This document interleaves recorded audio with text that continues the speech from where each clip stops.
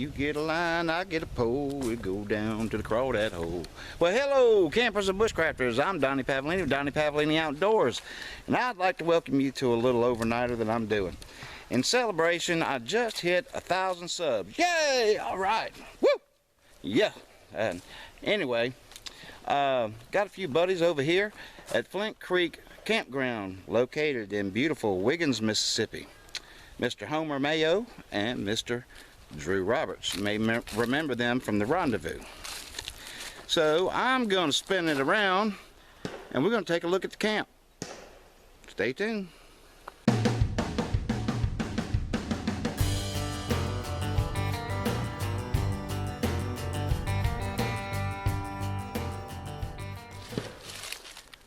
Walking on into camp. We're doing a little car camping here today. Got some pretty woods out here. Got some nice little campsite. Got some firewood preparation. Got a fire pit dug out. Some kindling, things like that. And over here, we got Mr. Homer Mayo. Say hello, Mr. Homer. Hey, Mr. Homer. Hey, Mr. Homer. Yes, sir, Bob. Mr. Homer is doing what he does best. He's gonna feed us. He's going to make a beautiful and a guaranteed tasty beef stew tonight. So, it's going to be good. Sure is. Guaranteed. All right, that's what we want to hear. This is Mr. Homer's maiden voyage of his brand new war bonnet hammock. First night he's using it, so he doesn't know quite what to expect, but I expect it's going to be awesome. The way it looks right now, that looks like a comfortable lay there. Now, over here is the setup of Mr. Drew Roberts, and he's flying the Hennessy hammock with the snake skins and the overhead tarp, the built-in bug net, the under the hammock entry there. That's going to be cool for sure. And I don't know, you may notice that I'm kind of far out from them. Well, there's a reason for that. That's a noise buffer. Because somebody snores and somebody says it's me. I don't believe it. I've never heard it. I think it's baloney.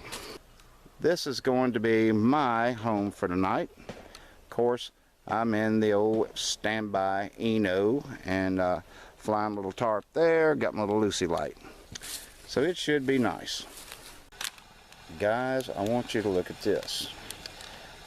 This is the second time I've seen Homer cook on this folding firebox stove. And I gotta tell you, I really like it. It puts out one heck of a lot of heat. It's very efficient. And it folds flat as a pancake. So I may be looking at one of those.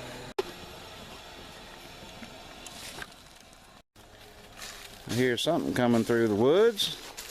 And here's the third member of our party. He's been out there bucking and lumberjacking. Mr. Drew Roberts, what's going on, Drew? Not much, man. Look like you got a load, huh?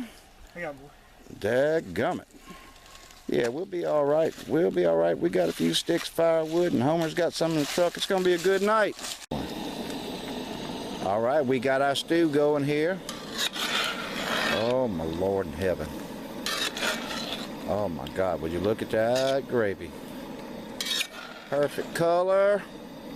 It smells absolutely delicious.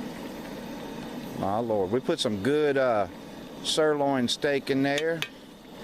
And we've got lots of big veggies in there. Potatoes and carrots. Perfect gravy. Onions. Garlic. This is serious business here.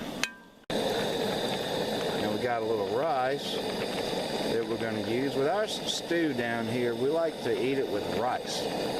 Similar to the way we like to eat other things. Sometimes we'll eat a gumbo with rice, but it came about a long time ago when people wanted to stretch their meals a little bit more. They started using grains and things like that to stretch the meal. All right, ladies and gentlemen, we got it going our way. We got supper cooked and eaten. Just about time to turn in. Getting a little bit cool right now. We're expecting a low of 45 tonight. and it feels like it. We'll see you guys in the morning. Good morning, folks. Yeah, it got down to about 42, 43 last night, actually. It got cold. And right now we're doing a little summer sausage roasting, and we're gonna kick breakfast off in a minute.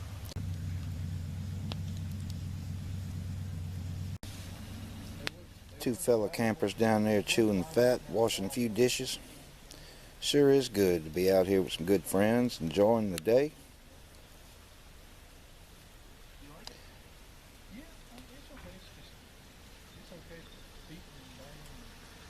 I've learned a lot.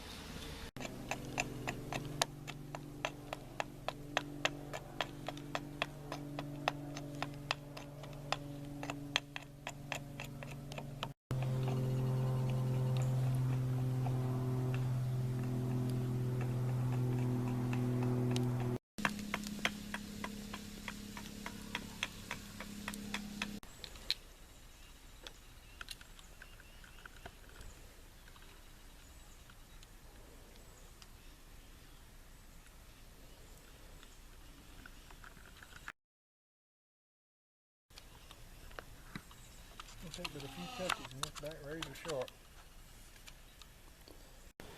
Drew, I see you practicing your trapping skills. That's interesting. What do you call that? You call it figure four? Figure four deadfall. Let's see how your trigger mechanism works there, man. Right here on the end of this stick, you would normally put some sort of bait, something that would be attractive. And that's how it works. And that touch it. Yeah. Barely touched that thing and it went off, huh? Yeah, absolutely. It's awesome. Got all kind of little skills happening here today. Mr. Homer, you working on something yourself, aren't you? And guys, this is his first spoon. First spoon. And then I'm just kind of reseasoning the top of my Dutch oven.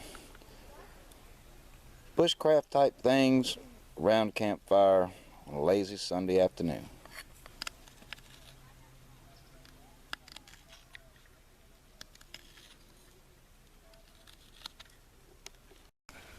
Alright, so Drew Roberts is showing how to do, what do you call this type of snare? A spring snare or something, isn't it? Spring pole snare. Spring pole snare? Yeah. Tell us a little bit about it. Well, pretty much you just need a springy sapling, something kind of green and got some flexibility to it, and a path where you know animals will come through. And if it's a large path, you need to fence it off a little bit like I've done over here, just so they got a small area to go through. Ah. And on the snare you have some cordage, and it comes down to just a piece of wood that has a 7-notch carved into it right here, and your snare is attached to that. I don't know if you can see that, it's kind of olive green on the camera. And then down here in the bottom you put a stake in the dirt, and it has another 7-notch that matches up with the one on your spring. And that fits in just like that. And then you open up your snare. It's open right there. Mm-hmm. It doesn't matter which direction the animal's coming from, but you'd want to have this fenced off better if you were trying to catch them from this direction. If they're coming through in the path with least resistance, and they get caught in this snare, and as soon as they pull on it, you got them. Wow. Oh yeah. That is awesome. That is awesome. And I can definitely see where that will work. Got a little spoon carving done. I think I'm happy with it. I'll show you something real quick about it. I wanted a ladle, but I didn't have a piece of wood that was really good for a ladle. So what I did was I made a combination of a spoon and a ladle. Sort of a spadle, if you will. But this will be really good for soups and things like that to serve with, to cook and to serve with. Not so much for eating.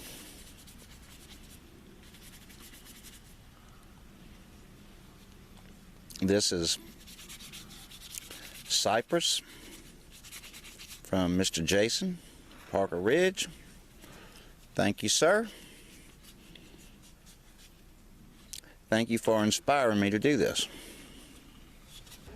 Well, campers and bushcrafters, thank you so much for hanging out with us again. We had a fantastic weekend practicing a little bushcraft skills and had great food and great fellowship. So from Donny Pavolini Outdoors and Homer Mayo. and Drew Roberts.